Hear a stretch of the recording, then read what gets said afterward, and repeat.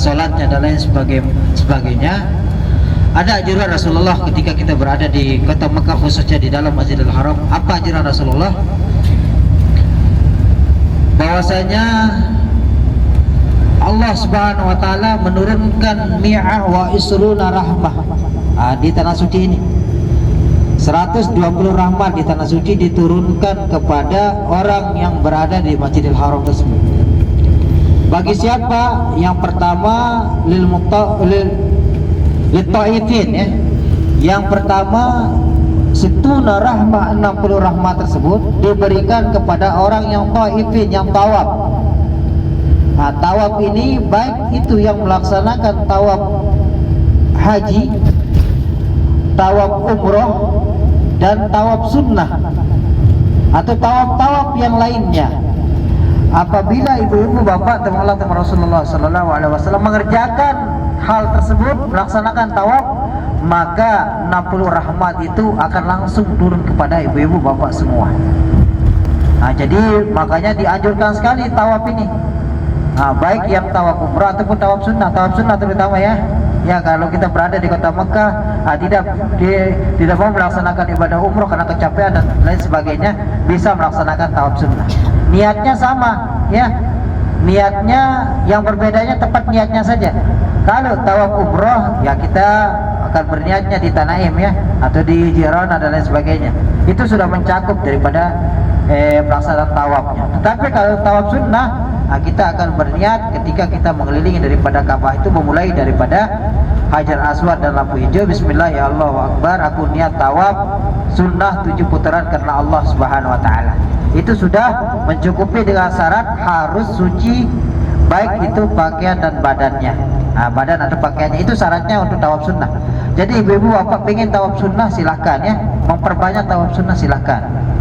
Nah, ini nilai pahalanya luar biasa ibu-ibu, bapak, karena letak daripada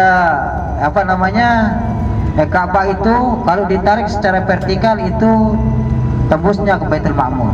Baitul Ma'mur ini ibu-ibu, bapak, teman Allah, teman Rasulullah SAW, tempat tawafnya para malaikat. Jadi ketika kita melaksanakan tawaf dan berdoa kepada Allah Subhanahu wa taala, maka doa kita akan diamini oleh para malaikat dan dimintakan oleh malaikat, dan akan langsung pada Allah Subhanahu wa taala. Jadi ibu-ibu, bapak, teman Allah, teman Rasulullah, makbul sekali ketika kita melaksanakan tawaf, dan makbul sekali ketika kita melaksanakan berada di depan Ka'bah tersebut.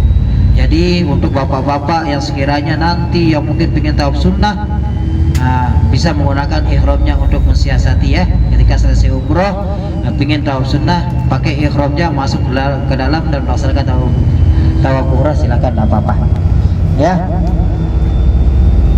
Dan yang kedua, apa katanya? Lil musallin, bagi orang-orang yang sholat. Dan sholat ini berapa rahmat yang diturunkan? Wa arba'una rahmah lil musallin. Dan 40 rahmat ini bagi orang yang sholat di dalamnya. Baik sholat fardu ataupun sholat sunnah nawafil, sholat sunnah yang lainnya, ya. Apalagi sholat sunnah qiyamul lail, tengah malam, seperti sholat sunnah tahajud dan lain sebagainya. Nah, ini merupakan waktu-waktu yang sangat mustajab, waktu mustajab di tempat yang mustajab lagi. Apa kata Allah Subhanahu wa taala dalam hadis qudsi, aqrabu ma yakunul 'abdu min rabbih fi jawfil lail. Sedekat-dekat hamba kepada Tuhannya itu pada tengah malam. Fa ini stata'ta an takuna mimma yazkurullah fi tilka sa'ah, yakun, katanya. Apabila engkau ingin berzikir, mohon ampunan kepada Allah Subhanahu wa taala pada saat itu juga, silakan. Nah, karena hubungan sedekat-dekat hamba dengan Tuhannya itu pada tengah malam. Jadi kalau mau tahiyatul masjid, qiyamul lail, silakan. Qiyamul lailnya di Masjidil Haram luar biasa, ya. Tempat yang mustajab di waktu yang mustajab juga, ya. Nah, jadi silakan, mumpung ibu-ibu, bapak masih di tanah suci ini, tolong pergunakan waktu yang mungkin cuma tinggal 3 hari ini, supaya nanti, karena kita tidak tahu apa mungkin kita akan bisa kembali ke tanah suci ini, ya. Jadi oleh karena itu, mungkin ada doa-doanya yang belum tersampaikan, silakan pergunakan waktu yang singkat ini apalagi kita berada di bulan Ramadan. Wa isruna rahmah lin nazril Ka'bah, dan 20 rahmat itu bagi orang-orang yang memandang Ka'bah. Nah, apabila semuanya sudah tercakup, maka ibu-ibu bapak mendapatkan 120 rahmat. Nah, ini keutamaan atau keistimewaan dan kelebihan bagi orang-orang yang menjadi tamu Allah yang berada di sekitar kawasan Masjidil Haram atau di dalam Masjidil Haram. Insyaallah sekarang hari tanggal 17, tanggal 18 kita sudah persiapan, dan tanggal 19 kita sudah meninggalkan kota Mekah, dan mengenai tawaf wadahnya nanti insyaallah akan diinformasikan oleh Pak Ustaz Nizar di grup nanti insyaallah ya. Baik ibu-ibu, di depan kita sudah kelihatan Jabal. Jadi kalau kita lihat letak geografis daripada kota Mekah ini, rata-rata di kota Mekah ini terdapat pegunungan hampir memenuhi daripada kota Mekah. Coba kita lihat di sekitar kawasan Ka'bah ibu-ibu bapak, di ujung kiri dan kanannya itu terdapat Jabal Anbiya ya, Jabal Anbiya, Jabal Hindi, Jabal Qubais, Jabal apa namanya, Jabal Umar dan lain sebagainya. Itu yang mengelilingi daripada Ka'bah Al-Musyarrafah. Bahkan di luar daripada kawasan Ka'bah Al-Musyarrafah itu, di sekitar kawasan kota Mekah itu dipenuhi oleh pegunungan-pegunungan.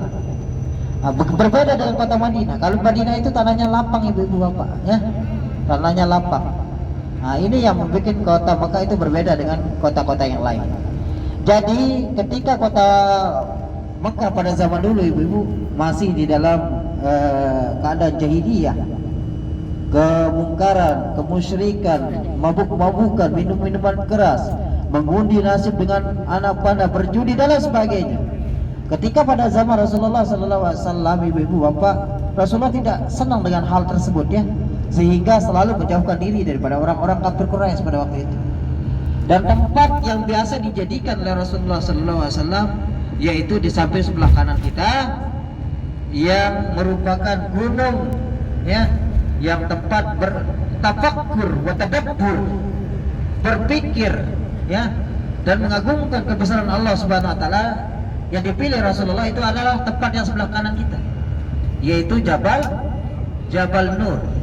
Yang di dalam Jabal Nur itu, atau di samping atau di pucuk daripada Jabal Nur itu terdapat sebuah gua yang bernama Gua Hira.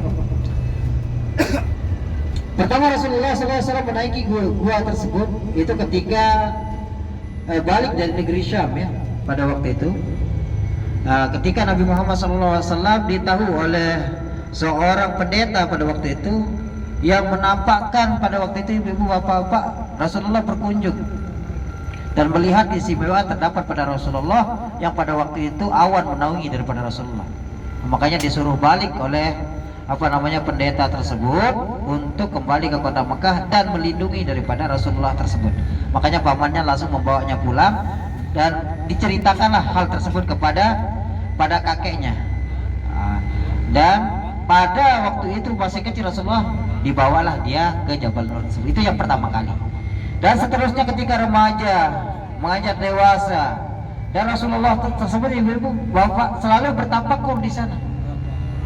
Bertafakur, bertadabbur ya, menghindarkan diri daripada kehidupan orang-orang kafir Quraisy yang jahiliyah, yang kegelapan, yang penuh kezaliman pada waktu itu. Dan ketika Rasulullah SAW berada di Jabal Nur tersebut, ibu-ibu di Gua Hira tersebut, Siti Khadijah yang merupakan istri pertama Rasulullah SAW selalu dengan penuh kasih sayangnya, cinta kasihnya, mengantarkan makanan perbekalan kepada Rasulullah SAW menuju ke Jabal Nur tersebut. Bayangkan dari rumahnya itu di samping Ka'bah Al-Musyarrafah ibu-ibu bapak, mengantarkan Rasulullah SAW makanan, berjalan dia dari tempat, dari rumahnya menuju Jabal Rahmah, menuju ke Jabal Nur tersebut. Berjalan ibu, naik lagi ke atas Jabal Nur itu. Kalau kita naik 1,5 jam atau 2 jam baru kita sampai di sana ibu.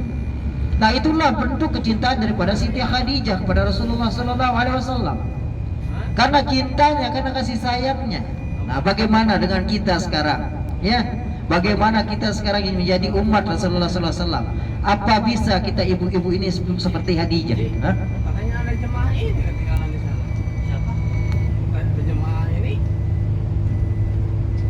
perempuan katanya. saya ini. Maulana Allah merintahkan atau Rasulullah datang kepada Rasulullah dan pepohonan tersebut datang kepada Rasulullah dan bersujud kepada Rasulullah SAW. Ibu-ibu, bapak, teman-teman Rasulullah SAW. Nah, ketika Rasulullah SAW ditekap oleh malaikat Jibril, apa kata Rasulullah? Apa kata malaikat Jibril? Ya Muhammad, sesungguhnya aku diperintahkan oleh Allah Subhanahu wa taala untuk menyampaikanmu wahyu. Iqra ya Muhammad, katanya. Bacalah olehmu wahai Muhammad. Apa dijawab oleh Rasulullah? Ma ana biqari, katanya.